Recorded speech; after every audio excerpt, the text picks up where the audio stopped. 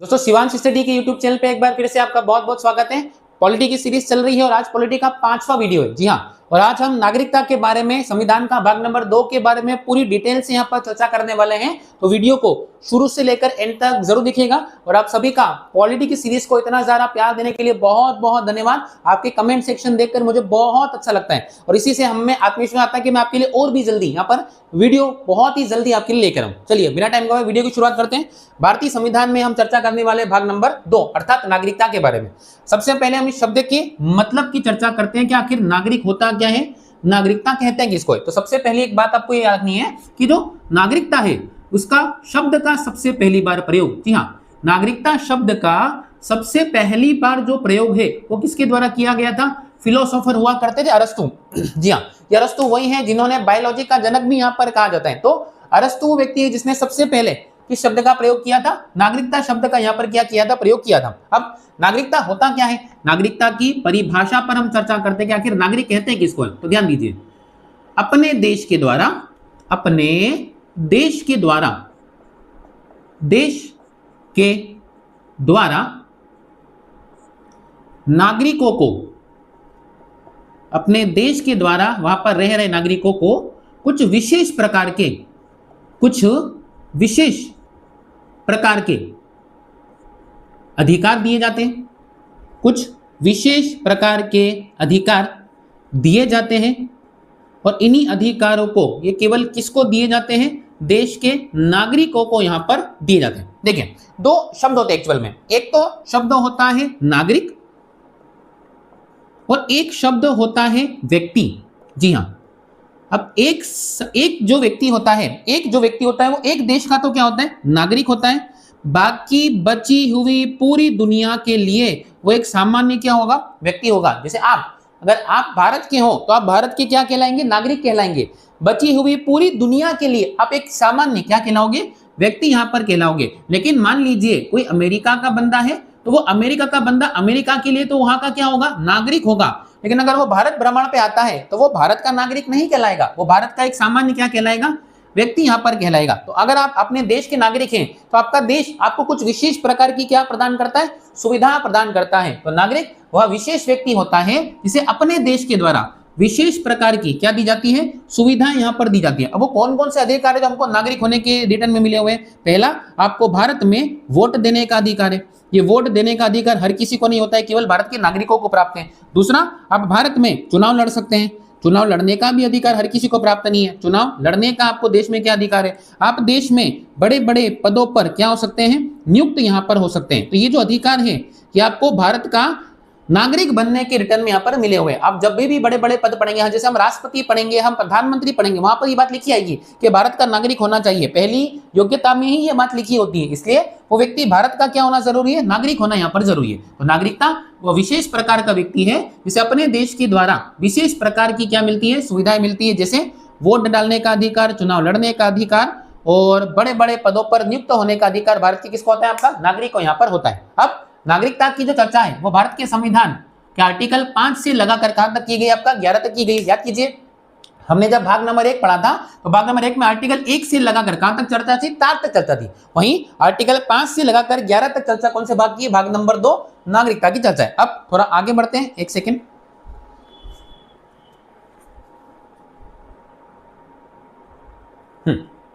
अब कुछ special point है जो एग्जाम के पॉइंट ऑफ व्यू से काफी ज्यादा इंपॉर्टेंट है। इन पॉइंट को आप थोड़ा ध्यान से सुनिएगा। पहला पॉइंट, भारत में जो नागरिकता है, भारत की जो नागरिकता है वो ब्रिटेन देश से ली गई है। भारत में नागरिकता का प्रावधान कौन से देश से लिया गया है? ब्रिटेन से लिया गया है। ब्रिटेन से लिया गया है। सब ये प्रावधान ब्रिटेन से लिया गया, इस बात का मतलब क्या होता है? देखिए, जब संविधान निर्माता हमारे संविधान का निर्माण यहाँ पर कर रहे थे तो वो केवल अपना संविधान नहीं बना रहे थे, दुनिया के 60 से ज्यादा संविधान को लेकर बैठे हुए थे। और दुनिया के 60 संविधान में जो जो बातें अच्छी थी वो हमने अपने संविधान में केवल टॉपिक के रूप में लिए, लेकिन उनमें जो चीजें लिखी है वो हमने हमारी आवश्यकता अनुसार वहां पर ढाल के लिखी है। वैसे ही जब हम ब्रिटेन के संविधान का अध्ययन कर रहे थे तो वहां पे एक टॉपिक नागरिकता हमको बड़ा अच्छा लगा, तो हमने वो टॉपिक हमारे संविधान में लिखा। लेकिन जो नागरिकता की विशेषता है वो हमने अपने देश के अनुसार, हमारे देश की स्थिति के अनुसार ढालकर, ऐसा नहीं कि बिल्कुल ही कॉपी यहाँ पर कर दिया गया। हमने कुछ चीजें हमारे देश की परिस्थितियों के अनुसार ढालकर लिखी है। तो ये जो नागरिकता का प्रावधान है कि नागरिकता भारत के संविधान में होना चाहिए, ये बात हम कौन से देश के संविधान से लेकर आए हैं? ब्रिटेन के संविधान से लेकर आए। आपसे क्वेश्चन एग्जाम में पूछा जाएगा कि भारत संविधान में नागरिकता का प्रावधान किस देश से प्रभावित है, तो वो किससे प्रभावित है? आपका ब्रिटेन से यहाँ पर प्रभावित है। दूसरे पॉइंट की हम बात करेंगे कि भारत की जो नागरिकता है, भारत में नागरिकता संघ सूची का विषय है। जी हाँ, सेकेंड मोस्ट इंपोर्टेंट क्वेश्चन बहुत एग्जाम में पूछा गया है। संघ सूची का विषय होता है। अब सब ये संघ सूची का मतलब क्या होता है? देखिए, हमारे संविधान की जो आप अनुसूचियां जब पढ़ेंगे तो 7वीं अनुसूची में इस बात की यहाँ पर चर्चा की गई। हमारे देश में 3 प्रकार की सूचियां यहाँ पर होती है। एक सूची जिसे हम संघ सूची यहाँ पर कहते हैं, दूसरी सूची जिसे हम राज्य सूची कहते हैं, और तीसरी सूची जिसे हम समवर्ती सूची का यहाँ पर दर्जा देते हैं। अब संघ सूची में कुछ ऐसे विषय आते हैं जिस पर कानून बनाने का अधिकार केवल और केवल केंद्र सरकार को होता है। जी हाँ, केवल केंद्र सरकार ही उन विषयों पर कानून बना सकती है, कोई भी राज्य सरकार उस विषय पर कानून नहीं बना सकती है। इसके अंदर बहुत सारे विषय शामिल है जो मूल रूप से 97 हुआ करते थे, लेकिन जिनकी वर्तमान संख्या क्या है? आपका 100 है। जैसे रेलवे, रक्षा, परमाणु, अंतरिक्ष अनुसंधान, इन सभी टॉपिक, डाक, ये सभी पर केवल सेंट्रल गवर्नमेंट को कानून बनाने का अधिकार होता है। इसमें जो नागरिकता भी है वो भी कौन सी सूची में आएगी? संघ सूची में ही यहाँ शामिल है। इसका मतलब नागरिकता से जुड़े जितने कानून पहले बने हैं और आगे चलकर बनेंगे, उन पर केवल कौन बना पाएगा? केंद्र सरकार ही कानून बना पाएगा। दूसरा आता है कौन सी सूची? आपका राज्य सूची। राज्य सूची में ऐसे विषयों को शामिल किया गया है जिस पर कानून बनाने का अधिकार केवल किसको होता है? राज्य सरकार को ही होता है। जैसे कि पुलिस, ऐसे बहुत सारे नियम कायदे होते हैं जिस पर कानून केवल कौन बना सकती है? राज्य सरकार ही बना सकती है। आपने देखा होगा पुलिस हमेशा राज्यों की होती है। दिल्ली पुलिस पे तो सेंट्रल गवर्नमेंट का अधिकार होता है, लेकिन मध्य प्रदेश पुलिस हो जाएगी, छत्तीसगढ़ पुलिस हो जाएगी, पंजाब पुलिस हो जाएगी, तो राज्य सूची में सरकार कानून बनाएगी। समवर्ती सूची में कानून दोनों बना सकते हैं। दोनों का मतलब ये होता है कि केंद्र सरकार भी कानून बना सकती है और राज्य सरकार भी यहाँ पर कानून बना सकती है। जैसे कि शिक्षा पर कानून बनाने का अधिकार दोनों को होता है, सेंट्रल गवर्नमेंट को भी होगा, राज्य सरकार को भी यहाँ पर होगा। इस बात की चलते हम जब अनुसूचियां पढ़ेंगे तो और भी डिटेल से यहाँ पर चर्चा करेंगे। तो आई होप आपको ये बात समझ में होगी कि भारत में जो नागरिकता है वो कौन सी सूची का विषय है? तो संघ सूची का विषय। इसका मतलब कानून केवल और केवल कौन बनाएगी? केंद्र सरकार यहाँ पर बनाएगी। आइए तीसरे पॉइंट पर चर्चा करते हैं। भारत में किस प्रकार की नागरिकता है? तो भारत में जिस नागरिकता का प्रावधान है वो नागरिकता एकल नागरिकता है। जी हाँ, भारत में एकल नागरिकता का प्रावधान यहां पर किया गया है। अब साहब ये बताइए कि एकल नागरिकता का मतलब क्या होता है? एकल नागरिकता का मतलब होता है एक नागरिकता, केवल एक नागरिकता पूरे देश की नागरिकता कहलाएगी। जैसे कि अगर मैं आपसे ये कहूं कि आप मध्य प्रदेश में रहते हैं तो आप मध्य प्रदेश के नागरिक नहीं हैं, आप मध्य प्रदेश के सामान्य केवल कौन है? निवासी हैं। लेकिन आप भारत देश के क्या है? नागरिक हैं। तो आप केवल नागरिक अपने देश के हो सकते हो, लेकिन अपने अपने राज्यों के आप केवल क्या हो? निवासी हो। लेकिन अगर मैं इसके अपोजिट बात करूं तो सब इसके अलावा कोई नागरिकता होती है? हाँ, इसके अलावा दोहरी नागरिकता का यहां पर प्रावधान होता है। जी हाँ, अभी दोहरी नागरिकता का मतलब क्या होता है? दोहरी मतलब दो नागरिकता। जैसे अमेरिका में ड्यूअल सिटीजनशिप है। जी हाँ, अमेरिका में 2 प्रकार की नागरिकता होती है। एक नागरिकता जो राज्यों की नागरिकता होती है और एक नागरिकता जो देश की नागरिकता होती है। मान लीजिए आप टेक्सास में रहते हैं तो टेक्सास की नागरिकता क्या हो जाएगी? अलग हो जाएगी और आपको अमेरिका की नागरिकता लेनी पड़ेगी। तो टेक्सास राज्य की अलग होगी, देश की अलग होगी। अब आप टेक्सास छोड़ के वॉशिंगटन डीसी जाना चाहते हैं, कैलिफोर्निया जाना चाहते हैं, तो आपको वहां की नागरिकता छोड़नी पड़ेगी और दूसरे राज्य की नागरिकता करनी पड़ेगी। तो एक तो नागरिकता राज्य की हो जाती है और एक हो जाती है देश की। ऐसी नागरिकता को हम कौन सी नागरिकता कहते हैं? दोहरी नागरिकता यहाँ पर कहते हैं। लेकिन भारत में ऐसी प्रावधान नहीं है। भारत में कौन सी नागरिकता का प्रावधान किया गया? एकल नागरिकता का। इसका मतलब आप भारत के किसी भी कोने में अगर रहते हैं तो आप नागरिक केवल और केवल कहां के कहलाएंगे? भारत के ही नागरिक कहलाएंगे। आप अपने राज्यों के केवल निवासी हैं। आपके पास में कोई भी ऐसा डॉक्यूमेंट नहीं होगा जिससे आप ये साबित कर सकेंगे आप अपने राज्यों के नागरिक हैं। जी हाँ, आप निवासी, मूल निवासी प्रमाण पत्र आपको यह बताता है कि आप मध्य प्रदेश में रहते हो, ना कि मध्य प्रदेश के क्या हो? नागरिक हो। लेकिन बाकी जितने डॉक्यूमेंट है आप ये कंफर्म कर सकते हो कि हम भारत के नागरिक हैं। आपका आधार कार्ड, आपका पैन कार्ड, आपका पासबुक डॉक्यूमेंट, पासपोर्ट, ये सारी चीजें ये बताता है कि हम भारत के क्या हो? नागरिक हो।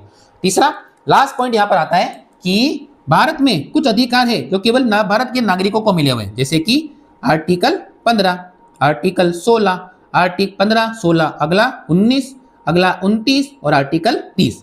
ये 5 अनुच्छेद ऐसे हैं जिनका अधिकार केवल और केवल भारत के नागरिकों को मिला हुआ है। कोई भी विदेशी नागरिक अगर भारत में भ्रमण करने आता है, घूमने आता है, तो उनको ये 5 आर्टिकलों के अधिकार नहीं दिए जाएंगे। अभी 5 में क्या लिखा है? समय आने पर इनके बारे में हम यहाँ पर क्या करेंगे, चर्चा करेंगे। तो आर्टिकल 15, 16, 19, 29, 30 केवल और केवल किसको प्राप्त है, भारतीयों को ही यहाँ पर प्रदान किए गए हैं। कोई भी दूसरे देश के नागरिक को ये अधिकार प्रदान नहीं किए जाएंगे। तो मैं जो पॉइंट लिखा हूं मैं इनको वापस रिपीट करता हूं कि जो नागरिकता है वो ब्रिटेन के संविधान से ली गई है और ब्रिटेन के संविधान में ही एकल नागरिकता थी, तो हमने एकल नागरिकता का प्रदान उसी देश के संविधान से लिया गया। अगला, भारत में नागरिकता कौन सी सूची का विषय है, तो नागरिकता संघ सूची का यहाँ पर विषय है। तीसरा, भारत में किस प्रकार की नागरिकता का वर्णन किया गया है, तो एकल नागरिकता का, एकल मतलब क्या होता है, एकल सिंगल नागरिकता यहाँ पर है। अब एक ही बात मतलब देश की नागरिकता के लिए। और अगला आर्टिकल 15, 16, 19, 29 और 30 ये 5 आर्टिकल केवल और केवल किसको प्राप्त है, भारतीयों को प्राप्त है। किसी भी विदेशी व्यक्ति को ये 5 अधिकार प्राप्त नहीं किए जाएंगे। मैं थोड़ा सा पीछे हटता हूं, आप इस वाले बोर्ड का स्क्रीनशॉट ले लीजिए ताकि आप चीजों को नोट्स के रूप में कवर कर पाए। आई होप आपको इतनी बात यहां पर समझ गई होगी।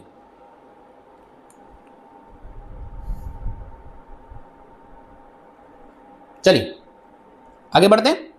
अब नागरिकता के लिए एक एक्ट यहां पर बनाया गया। जी हां, भारत में नागरिकता का जो उल्लेख है वो भारत के संविधान में ज्यादा डिटेल से यहां पर किया नहीं गया है। इसके लिए हमने एक एक्ट, अब जो बातें संविधान में नहीं लिखी होती है वो कहां लिखी होती है, एक्ट में लिखी होती है। इसलिए भारत के नागरिकता संबंधी प्रावधान जो है वो संविधान में तो कम लिखे हैं, लेकिन एक एक्ट नागरिकता संशोधन अधिनियम 1955 जिसे सिटीजन अमेंडमेंट एक्ट 1955 के नाम से भी यहां पर जाना जाता है, इसी एक्ट के तहत भारत में नागरिकता प्राप्त भी हो सकती है और आप भारत की नागरिकता क्या भी हो सकती है, खत्म भी हो सकती है। मैं क्या बोल रहा हूं, मैं आपको अभी चीजों को समझाकर दिखाता हूं।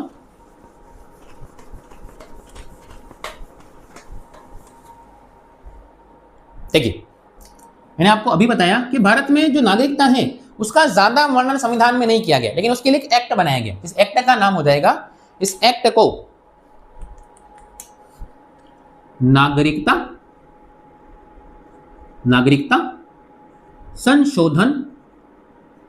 संशोधन अधिनियम, नागरिकता संशोधन अधिनियम 1955 यहां पर कहा जाता है। इस एक्ट में संविधान के से ज्यादा नागरिकता का वर्णन यहां पर किया गया। अब इसी एक्ट के अनुसार दुनिया का कोई भी व्यक्ति अगर भारत की नागरिकता प्राप्त करना चाहता है तो 5 तरीके होते हैं। जी हाँ, इन 5 तरीकों से नागरिकता प्राप्त कर सकता है। अब यहां पर पॉइंट बनेगा कि भारत में नागरिकता प्राप्त करने के तरीके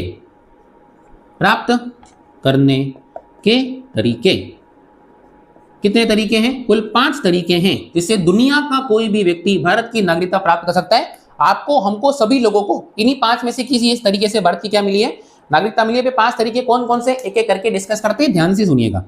पहला, जन्म के आधार पर नागरिकता। जी हाँ, पहला जन्म के आधार पर नागरिकता। अब मैं इन पॉइंट को लिख नहीं पाऊंगा, लेकिन मैं आपको अच्छे से इस चीजों को डिस्कस कर देता हूं। आप इसको अपनी भाषा में यहां पर लिख लीजिएगा। ठीक है, पहला पॉइंट होता है जन्म के द्वारा नागरिकता।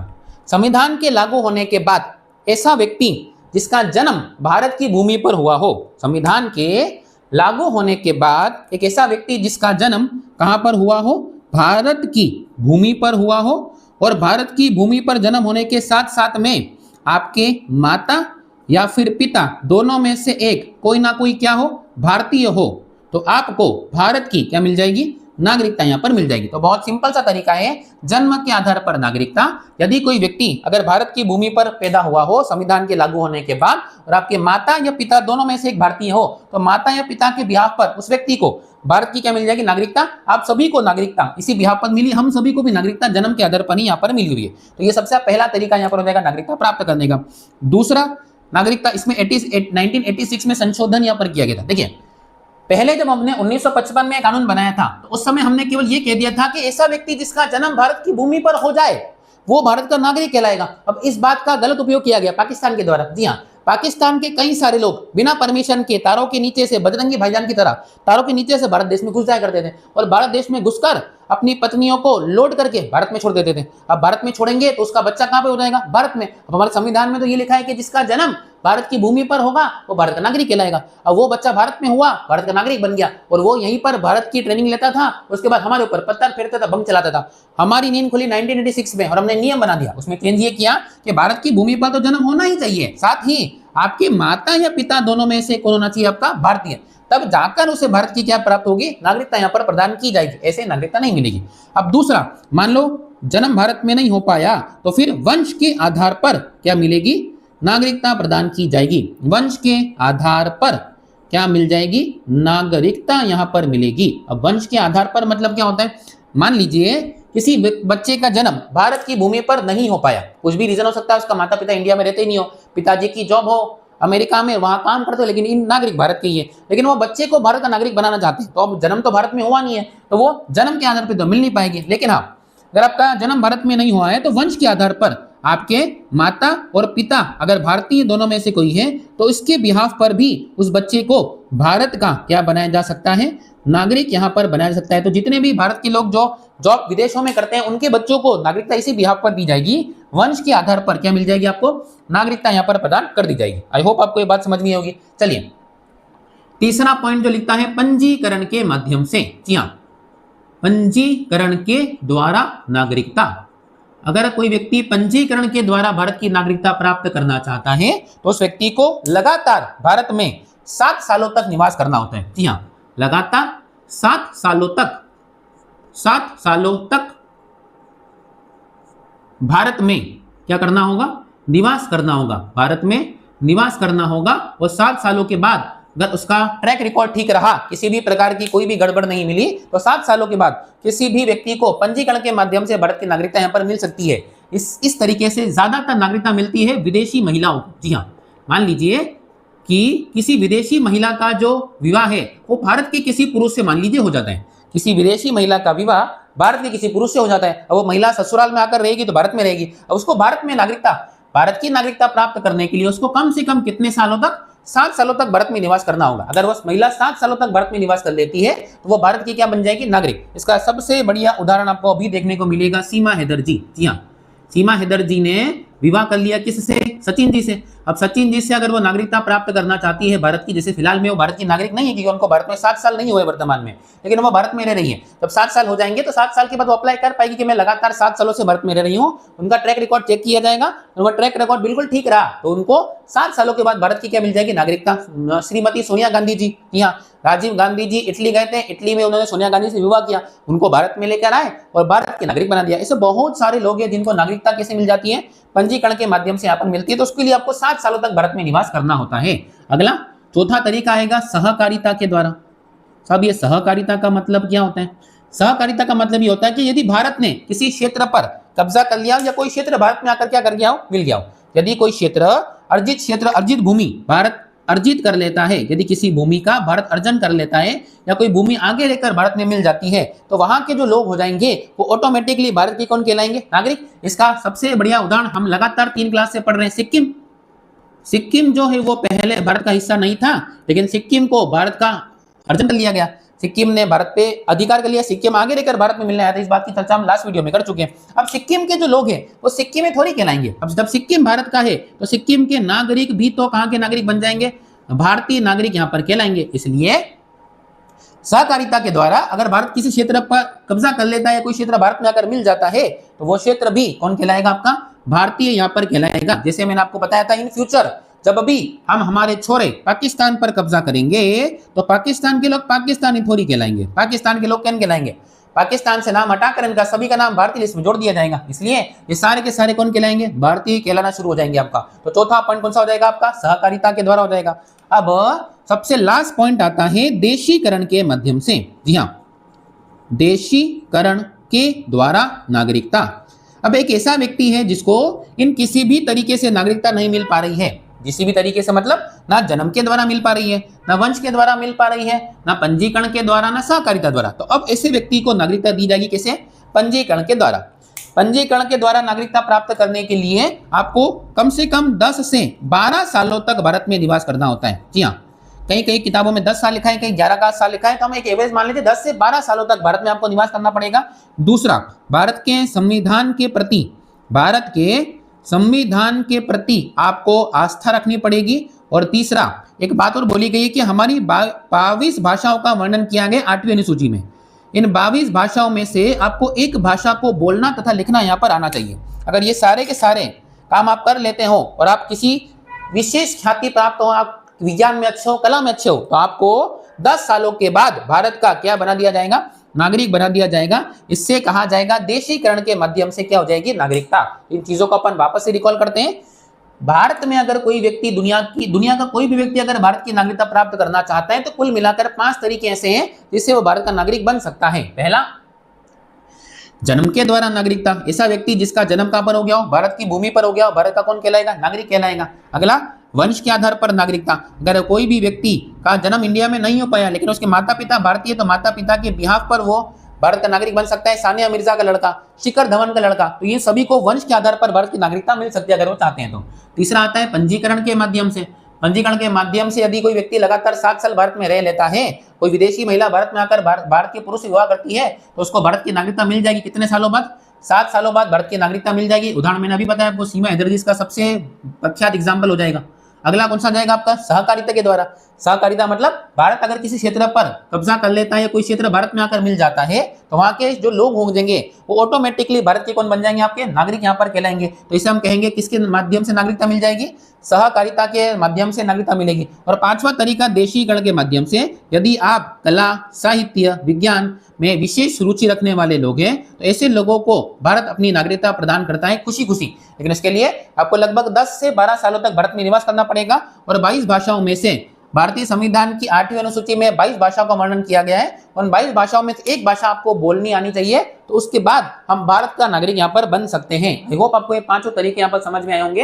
अब मैं एक बार पीछे हटता हूँ, अब फिर से इसका स्क्रीनशॉट ले लीजिए ताकि इन चीजों को आप अपनी कॉपी में यहाँ पर लिख पाएंगे।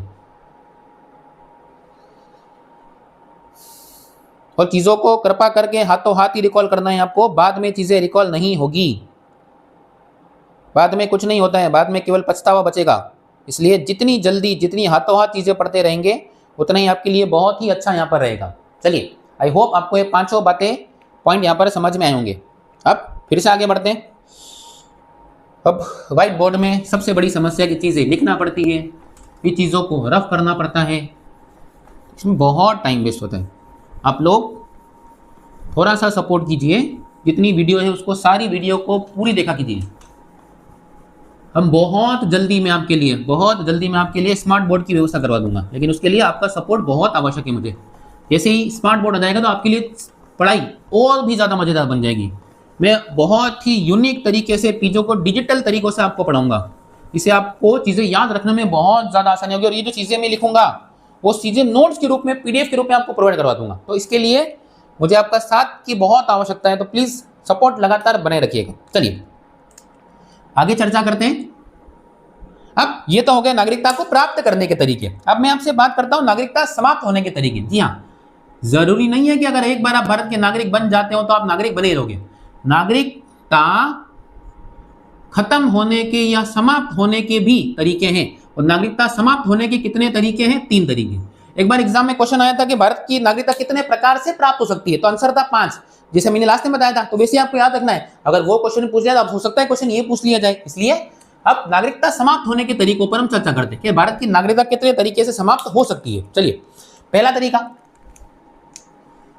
तरीका, यदि कोई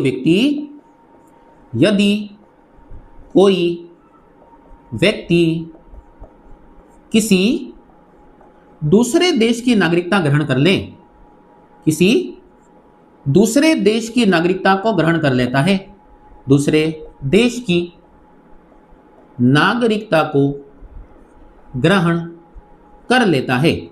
अगर कोई आदमी दूसरे देश का नागरिक ग्रहण कर लेगा तो दिक्कत यह है कि एक समय पर एक व्यक्ति केवल एक ही देश का नागरिक हो सकता है।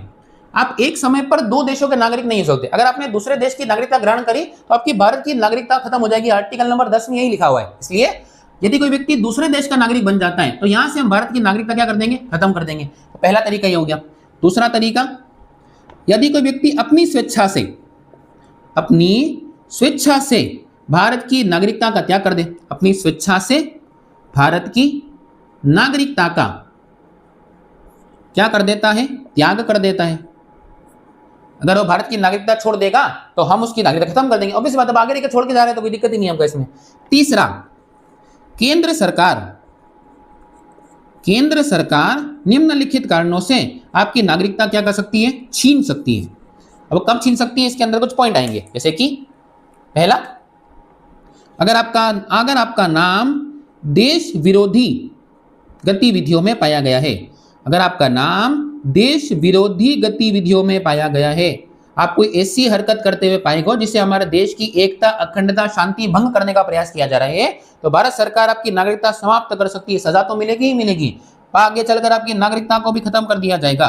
दूसरा, आपने झूठी बातें या फिर जाली कागज लगाकर, जी हाँ, जाली कागज लगाकर अपने भारत की नागरिकता ग्रहण की हो, जाली कागज लगाकर नागरिकता क्या कर ली आपने, ग्रहण कर ली, मतलब गलत पेपर लगाए, गलत पासपोर्ट लगाया। अगर हमको ये बात पता चल गई तो हम भारत की नागरिकता पूरे तरीके से क्या कर देंगे, आपकी समाप्त कर देंगे। तीसरा, यदि कोई व्यक्ति लगातार 7 सालों से विदेश में रह रहा हो, जी हाँ, लगातार 7 सालों से कहाँ रह रहा हो, विदेश में, और इस बात की सूचना उसने भारत सरकार को नहीं दी है, तो भी हम उसकी नागरिकता समाप्त कर सकते हैं। कंफर्मेशन नहीं है कि समाप्त हो जाएगी, लेकिन हाँ, नागरिकता खत्म की जा सकती है। ये वो 3 तरीके हैं जिससे केंद्र सरकार आपकी नागरिकता क्या कर लेगी, छीन लेगी। इन तीनों में से कोई भी तरीका हुआ तो मोस्ट पॉइंट 3 ही होंगे। पहला, आगे रहकर भारत की नागरिकता छोड़ दे, दूसरा, दूसरे देश की ग्रहण कर ले, और तीसरा, केंद्र सरकार निम्नलिखित कारणों से आपकी नागरिकता क्या कर देगी, आपका छीन लेगी।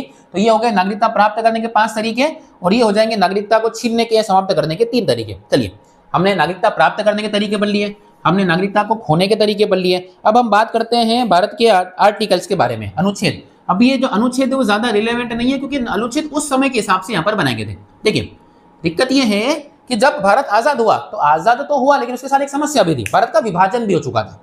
आधे लोग पाकिस्तान में रहना चाहते थे, आधे लोग भारत में रहना चाहते थे। वो तो लोग ठीक है जो कॉर्नर पे, जो दूर रहते थे, लेकिन उन लोगों का जो कॉर्नर पर आ करते थे, उनको ये बात समझ में नहीं आ रही है कि हमको नागरिक भारत का बनना है कि नागरिक पाकिस्तान का बनना है। कुछ लोग सुबह पाकिस्तान में रहते थे, शाम को घूम के भारत आ जाया करते थे, और वो डिसाइड नहीं कर पा रहे कि हमको नागरिक बनना क्या। पाकिस्तान में सुबह उठ के फिर भारत चल जा रहे हैं हम, इसमें अब लोग डिसाइड नहीं कर पा रहे। लोगों से ज्यादा सरकार परेशान है, तो सरकार ने उस समय के हिसाब से कुछ नियम कायदे बनाए थे। तो नियम कायदे क्या कहते हैं, एक एक करके चर्चा करते हैं। सबसे पहले चर्चा करते हैं अनुच्छेद संख्या 5 के बारे में। अनुच्छेद 5 में यह कहा गया है कि शुरुआत में नागरिकता, शुरुआत में नागरिकता का मतलब क्या होता है, शुरुआत में नागरिकता, शुरुआत में नागरिकता का मतलब है कि जैसे ही संविधान लागू हुआ, जितने लोग भारत में रहते थे उन सभी को भारत का नागरिक बना दिया गया। जी हाँ, जितने लोग उस समय भारत में निवास करते थे उन सभी लोगों को भारत की क्या दे दी गई, नागरिकता दे दी गई। ये बात कहाँ लिखी, आर्टिकल नंबर 5 में वर्णन किया गया है। अगला पॉइंट आता है आर्टिकल नंबर 6। अब मैंने आपको अभी बताया कुछ लोगों की समस्या है, समस्या ये है कि वो लोग भारत में टिक ही नहीं रहे हैं। हम नागरिक किस बिहाफ पर बनाए उनको, सुबह पाकिस्तान में जा रहे हैं, शाम को वापस भारत में आ रहे हैं। तो दोनों सरकारों ने मिलकर, दोनों मतलब भारत और पाकिस्तान सरकारों ने मिलकर एक परमिट लागू कर दिया। 19 जुलाई 1948 के बाद अगर कोई व्यक्ति भारत में आता है, जैसे इसके पहले जो लोग रहते थे 47 तक, उनको तो नागरिकता डायरेक्ट मिल गई। इसके बाद अगर कोई आता है तो उसको नागरिकता मिलेगी, लेकिन हाथों हाथ नहीं मिलेगी, 6 महीने तक भारत में रहना पड़ेगा। जी हाँ, 19 जुलाई 1948 के बाद में आने वाले व्यक्तियों को भारत की क्या दी जाएगी, आपका नागरिकता मिलेगी, लेकिन उनको लगा डायरेक्ट नागरिकता नहीं मिलेगी। उनको कम से कम कितने महीने, 6 महीने भारत में निवास करना पड़ेगा। अगला आर्टिकल नंबर 7 की चर्चा की जाएगी।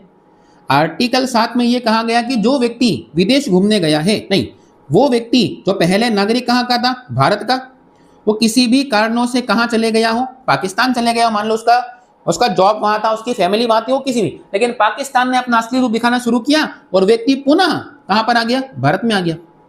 नागरिक था भारत का, पाकिस्तान चले गया और वापस भारत आ जाता है, तो ऐसे व्यक्तियों को भी हमने, ऐसा नहीं है कि हमने भगा दिया, ऐसे लोगों को हमने भारत का नागरिक बनाया है। जी हाँ, ऐसे लोगों को हमने वापस से भारत की क्या प्रदान करी है, नागरिकता यहाँ पर प्रदान करी है। इनमें आपको कुछ विशेष नाम देखने को मिलेंगे। मनमोहन सिंह जी, जी हाँ, मनमोहन सिंह जी पहले लाहौर के रहने वाले थे, लेकिन उनको लगा कि पाकिस्तान देश ठीक नहीं है, तो वापस भारत में हमने उनको नागरिक बनाया। आपने नाम सुना होगा मिल्खा सिंह जी का। जी हाँ, मिल्खा सिंह जी के परिवार पर हमला हो गया था पाकिस्तान में, तो मिल्खा सिंह जी को भी भारत में लाकर भारत की क्या प्रदान की गई, नागरिकता यहाँ पर प्रदान की गई थी। तो आर्टिकल 7 के तहत वो व्यक्ति जो नागरिक पहले कहाँ के थे, भारत के, कहाँ चले गए, पाकिस्तान, और वापस कहाँ पे आके रहने लगे, भारत में, ऐसे लोगों को भी हमने भारत की प्रदान क्या करी है, नागरिकता यहाँ पर प्रदान करी है। अगला बात करते हैं आर्टिकल 8 के बारे में।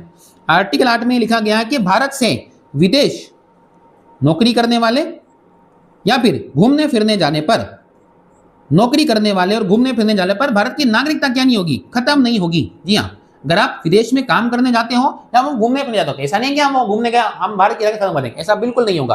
तो विदेश में नौकरी करने या घूमने जाने पर भारत की नागरिकता समाप्त नहीं की जाएगी। आर्टिकल 5 में बोला गया है कि शुरुआत में नागरिकता संविधान लागू होते समय जितने लोग भारत में रहते थे उन सभी को भारत का क्या बना दिया गया, नागरिक बना दिया गया। आर्टिकल 6 में परमिट रूल लागू कर दिया गया, जिसमें 19 जुलाई की अगर बात आते हो तो भारत में नागरिकता तो मिलेगा लेकिन 6 महीने के बाद मिलेगा। साथ में बोला गया कि वो लोग जो नागरिक पहले भारत के थे पाकिस्तान चले गए वापस भारत में आते हैं तो उन लोगों को भी हमने भारत की वापस से नागरिकता दी है। आर्टिकल 8 में विदेश में नौकरी करने और घूमने जाने पर भारत की नागरिकता समाप्त नहीं की जाएगी। चलिए थोड़े सा वीडियो और बचाएं, मुझे पता है कि वीडियो थोड़ा लंबा हो गया लेकिन उन चीजों को हम अभी खत्म करते हैं। बस नागरिकता के लिए एक वीडियो और बनाऊंगा मैं इसके बाद, जिसमें मैं सीए एनआरसी इन सभी के बारे में चर्चा करूंगा। अब एक साथ अगर अभी पढ़ाऊंगा तो वीडियो काफी ज्यादा लंबा हो जाएगा, इसलिए नागरिकता के लिए हम एक वीडियो और अलग से बनाएंगे। आर्टिकल नंबर 9 की चर्चा करते हैं। आर्टिकल नंबर 9 में यह कहा गया है कि आपसे कोई भी आपकी अगर व्यक्ति दूसरे देश की नागरिकता ग्रहण कर लेता है, अगर व्यक्ति दूसरे देश की नागरिकता ग्रहण कर लेता है तो भारत की नागरिकता क्या हो जाएगी, समाप्त हो जाएगी। जी हाँ, यदि कोई व्यक्ति अगर दूसरे देश का नागरिक बन जाता है तो उसका हम भारत की नागरिकता क्या कर देंगे, खत्म। क्योंकि एक बात मैंने अभी बताया आपको, एक समय पर एक व्यक्ति केवल एक देश का नागरिक हो सकता है, इसलिए हम उसकी भारत की नागरिकता क्या कर देंगे, खत्म यहां पर कर देंगे। अगला आर्टिकल आता है आर्टिकल नंबर 10। आर्टिकल 10 में कहा गया है कि बाप से आपकी नागरिकता का बना रहना, नागरिकता